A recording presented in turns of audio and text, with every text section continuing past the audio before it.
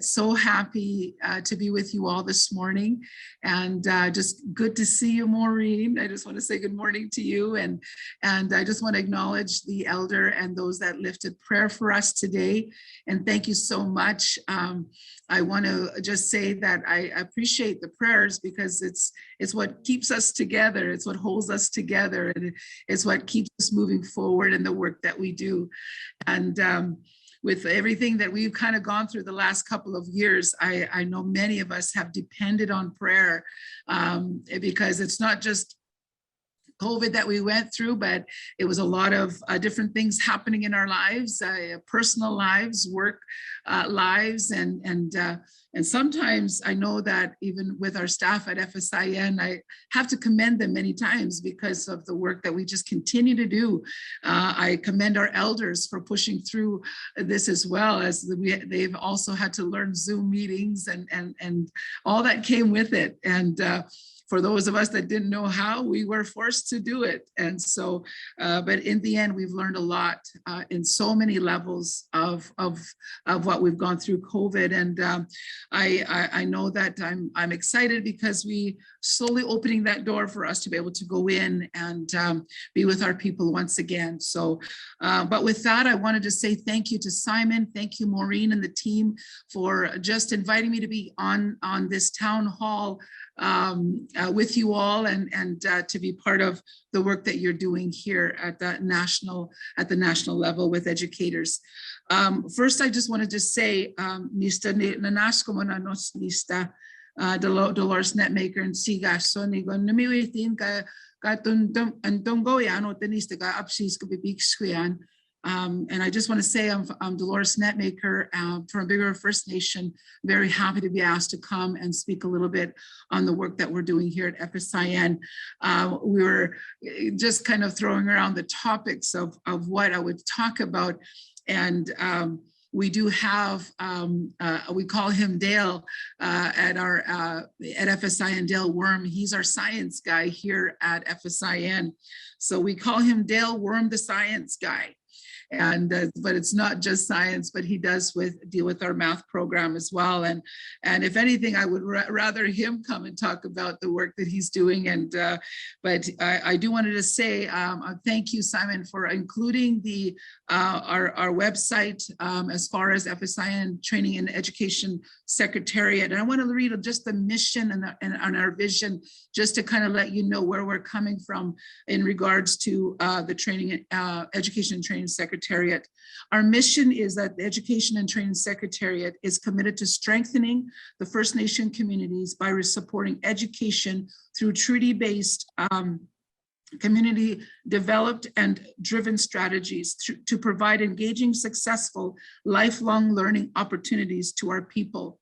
Our vision is that the treaty funded, that it would be treaty funded, treaty based, that it is holistic, that is quality education for First Nations that begin with our family unit. They begin with our early childhood, the K-12, the adult education and training, and of course our post-secondary education as well. We are not responsible for the decision-making that happens in our autonomous First Nations. We leave those decisions up to them as funding is being provided to them. We do depend a lot on our parents, our community members, our elders, our professional leaders in the community, our tribal councils, to come together and plan and implement for their children's success in their education. In regards to the work that we do at FSIN, the science and math program is probably one of the only programs that we offer through FSIN, and it goes into our communities. We just finished our Saskatchewan Science Fair just a few days ago, and it was quite successful. It was our first in-person gathering, and our staff did an amazing job bringing people together and making that happen. I just want to give you a little bit of a background on how this came about as far as having such a program at FSIN.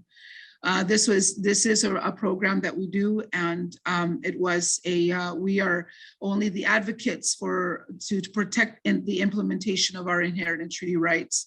The FSI and Science Fair this year, like I just said, it was held hybrid this year, and I wasn't on the Zoom end of things or the virtual side of things, but I wish I was, just to see how it was virtually. So, but those of us that were there in person, we had a great response from our communities all across the province, bringing their students in. I think one of the things that we found as far as as attending, there are three things that we take our students into. It's we send our students to the Canada-wide, where they begin first with us at FSIN regionally, and then those winners from that go into the Canada-wide, and then we go into the national. One of the things that we found that was sort of a challenge, if you want to say, is that we were so happy to see our students bringing in some of the traditional knowledge into our science fairs, as well as they did. If they were granted a position of first, second, third, then they would take that into the Canada-wide, and that sort of brought on some snags, if you want to say, into that at that level, as there were guidelines that they were not meeting, and so in regards to it, and so we kind of took a step back, and we brought it back to Saskatchewan, back to our leaders, if you want to say, our technical working group, and said, what do we want to do about this? There were some thoughts of creating our own Canada-wide, Indigenous Canada-wide, and so there's still some talks about that, because I think the knowledge that our people have to share, and if it can be done through our children are gaining the benefit of being able to learn the traditional knowledge, and then of course taking that on and sharing it with others. So that is something that we are talking about, and kind of, I think in a sense, have been challenged by that. And I know that the interesting thing about that, and I think INAC has come to us and asked if we would host the National Science Fair. And of course, as much as we want to say, yes, Dale, our science guy, go for it, we wanted to give him that opportunity to choose to take it and take it on, as it will have been virtual. One of the things that we are quite happy about here in Saskatchewan, we've partnered up with different organizations here. We have just signed an MOU with an organization called the Saskatoon Industry Education Council Science Club. And then we also have the Canadian Light Source out of the University of Saskatchewan here. And I believe through some type of partnership, Dale has agreed to go ahead and do the national work. And so we're looking forward to him taking the reins on that. He is reaching out and to see how it is all going to come together. And just as we were at the science fair talking with the University of Saskatchewan, they will definitely be partnering up with him and helping to make that a success. And I'm hoping that it'll be an opportunity for us then nationally to voice the concerns that we have in if I can say, I don't know if you can call it a pushback, but the challenge of our students bringing our knowledge to that Canadian and also the Canadian Science Fair. So we are looking forward to that. We also, through the science program, we also have our science guy going out into community. We have a planetarium, a dome that teaches on the constellations. And we just purchased a brand new one. And because of COVID, of course, we haven't been able to go the last couple of years, but we do it in if you want to say, we stagger our visits. We have 74 First Nations here in Saskatchewan. And I think we have about 86 schools across the province. And so we cannot go to them all in a year. So we stagger our visits, and we go to the furthest north, to the, east, northeast, southwest, to capture and to connect with our communities through our visits, not only through the Dome, but we also go into the classroom and walk and work with the teachers and whatever projects they're working on with their students. So it's exciting. It's a way of us connecting with our communities, connecting. We do engagements with our elders. We have, parents and of course the students through and our schools and our classrooms. It's all about connecting and coming together. One of the things we're actually right now, I'm at our post-secondary forum as we speak. It's happening upstairs. And we have a keynote speaker. I don't know if you ever heard of Keith Goulet. If you haven't, he's quite an amazing speaker. And I learned a Cree word from him this morning, and it's the term for treaty. And that word for treaty is Dipamatuin. And that means a payment, an exchange, a reciprocal, a payment exchange. The Bamatuin. And that really talks a lot about our treaty rights, and that when we signed those treaties, it was that concept and intent in mind that we would be a reciprocal of exchanging of payments. And so, and of course, that's not just that $5. I don't know how much you get in your provinces. Saskatchewan, we're at $5, and but every day at Treaty Day we get those $5. And it's not talking about the monetary, but we're talking about our right to education and post-secondary and our health and all of that. But so we fight for that. I think since coming into FSIN, it's been quite a learning curve for me. I remember being in a resource classroom and teaching our Indigenous students through a literacy program, and seeing our kids how, where they started with their reading and how they ended up through that program, and just seeing the excitement of them learning how to read. And I remember I said to myself, I said, I love what I do at this level. I said, but my goodness, there's got to be more that I can do. And so the opportunity came to go into tribal council, did superintendent work there, and that door closed, and here I was at FSIN, and not knowing exactly, Maureen, what I was walking into, but that I would be sitting at tables in Ottawa and fighting for our children's education and being that voice from the grassroots level of what our children need. And of course, science and math, we know, I know for myself through experience, that it is not an avenue, it is not a pathway that has been there for that pathway is not clear. We have a lot of educators that have gone into teaching, and one of the things that Keith Goulet just mentioned downstairs, he talked about equity. And he says, I've been in this since the early 60s. And he says, I remember in 1972 when they talked about First Nation control of First Nation education, and just how the politicians got in there and helped push that work forward. And so, and I started to think a little bit about that. And there are times, and those of you that have been in this circle, even in the political circles, it gets really frustrating, and it gets really difficult sometimes. The fight gets tiring. And but I'm always reminded, I am so reminded by those that have worked at FSIN, and those that have people like Keith Goulet that have been in the trenches for so many years. And I've grayed just a little bit.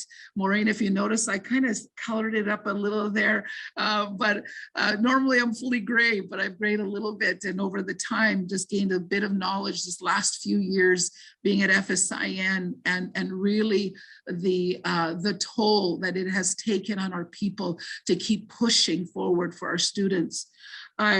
When I was talking with Simon just a few days ago, just kind of touched base with him on in regards to this meeting today.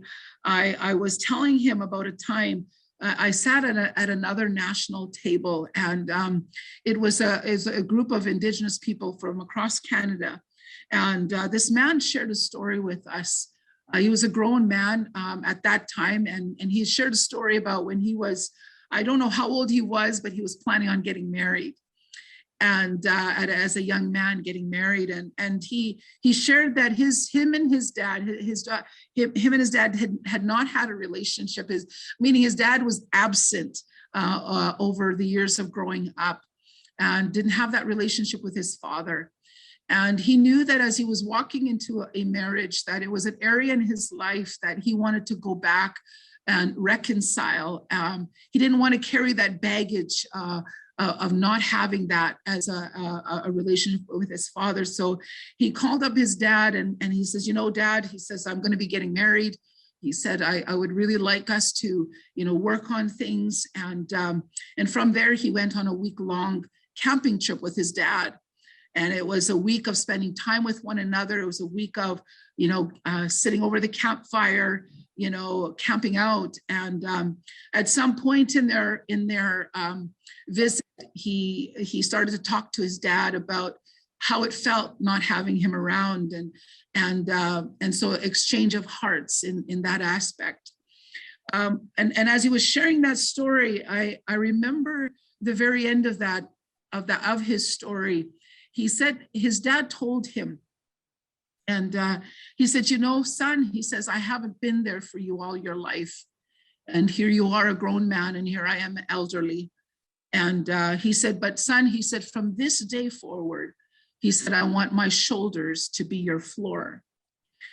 And I heard that, and I thought, and it had to actually register here, because I never heard that phrase before. And I was teaching in a classroom at that time, and I just when I got it, I got excited. I got excited because I'm teaching these Indigenous students, and I took that back to the classroom with me. And I said to the students, and I said, there was these dividers that we had in our classroom, and I said, boys and girls, I said, I want you all to come out and sit on this side, and you see this divider there, this big divider. I said, you can't see above it because you're just too small to look over this divider. He says, but as your teacher, I said, I want you guys to know that you can get on my shoulders and I will help you look over to see what's on the other side. And I said, when you look over, there are going to be some paths along, you're going to see paths. There's going to be different kinds of paths out there. And those paths are going to be a path of education. There's going to be a path for doctors. There's going to be a path for firemen. There's going to be a path for, lawyers. And I was just kind of talking about all these different paths that are out there. And I said, if you look on the path of education, I said, you're going to notice that path has been cleared a bit more than the others, because there's many of us that have gone into education. And so, but there are also paths there for doctors. And I said, that path is starting to get clear, but not all so clear. There's still rocks, there's still logs, there's still branches, there's still things that need to get cleared away there, but there is a path starting. And so I said, I want you to see, and I said, I want you to see the paths. And I want you to know that you can get on every one of them, because our people are rising up. They are getting into those lanes. They're getting into those paths. And there are people clearly starting to clear the paths for you. And so I said, I want you to get on my shoulders. And anytime you need me for anything, get on my shoulders. I will help you with the knowledge that I have. And so I share that story with you today because I know that I hope the young people that won the prizes are there today as well, still on. But I share that story today because I know that for myself, growing up here in the city of Saskatoon, I came in here probably about 1975, 76. I was only about 5, 6 years old. And I didn't have that growing up. I didn't have the Indigenous role models to look to because they just weren't there. And so I came into the city with my Cree language being the first. And along the way, I kind of, an elder said, you never lost it. You just never, it just kind of went dormant inside of you. And it took 10 years back into my community to revitalize that language that was in me, being amongst our elders and the people in our community. But I say that to you because I said it to our PSC coordinators and our leaders at our forum here today. I said, our children need us. They need us more than ever. They need you as coordinators, those teachers out there, they need them. And not so much to be there as, I shouldn't say not so much, but I guess what I'm getting at is we need to really believe in our kids. And our kids are getting lost more and more today. COVID didn't help, you know, and it's like we have to take them and reel them back in and get them out and reel them back in. But in that reeling them back in is to make them believe again that they can finish their grade 12, they can go into post-secondary and further their education. And through science and math, I wanted to joke with Simon. I said, Simon, if you saw my grade at grade 12 math, you probably wouldn't be calling me to come and do this. If you saw my chemistry mark, you probably would not be calling me to do this. I'm not a mathematician. I am not a scientist, but I believe so much that our children need to go into those avenues. And I believe so much that they can do it. And I love where we're at today. I'm encouraged. The battles will still be there. The fight will be there. And, you know, but we do need to keep pushing forward for our students. And I still, I enjoy the work that I do at FSIN. I love working with people. I love working with little people. And so I'm so thankful that Creator God has given me this opportunity to do the best that I can to push forward education at all levels. And so with that, I'm not too sure, Simon, where my time is at. But timing's perfect. Thank you. And but with that, I just want to say thank you to everybody that is listening today. Thank you for the work that you're doing nationally and the shared knowledge that's being given out to all of us. And I will have to juggle my time here today. I'm going to stay on as long as I can, and then I have to head back to our forum upstairs. But again, Simon and the team, thank you so much for the time you're giving me to just share a little bit of my heart and a little bit of the work that we do at FSIN. So with that, Nanaskumun, thank you.